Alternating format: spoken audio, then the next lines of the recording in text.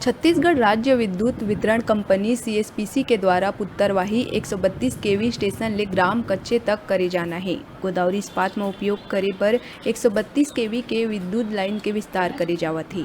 ये निर्माणाधीन लाइन अंतर्गत कुल 11 ग्राम प्रभावित हुआ थे और ये मामला लली के ग्रामीण मन 2 बार तहसील कार्यालय में भी जा चुके हैं। एकर बावजूद भी तहसीलदार और एसडीएम अभी तक कुछ नहीं करे है और विद्युत कंपनी जेन कंपनी में विद्युत आपूर्ति करे जाना है ये तीनों के बीच मध्यस्थ नहीं करा है, जेकर कारण ग्रामीण अभी तक संशय में है।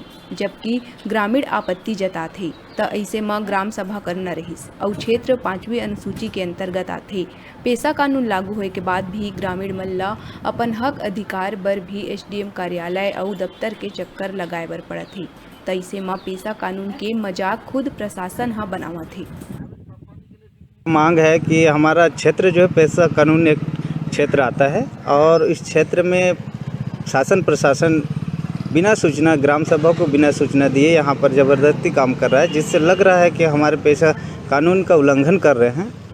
और यहाँ पर बहुत जो निजी किसान और सामुदायिक अधिकार का भी हनन हो रहा है, जिसके कारण से हम लोग यहाँ तहसीलदार के पास आए थे। तो ये तहसीलदार हमारे जनता के कोई सुनवाई नहीं कर रहा है, न कोई सुन नहीं रहा है। ये कारपोरेट कंपनियों का पक्ष ले रहा है।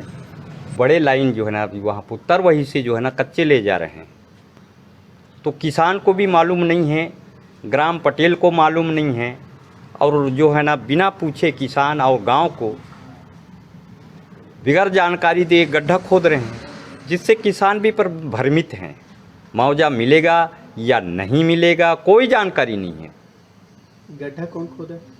गड्ढा जो है ना जो विद्युत विभाग के ठेकेदार लोग खोदे हैं।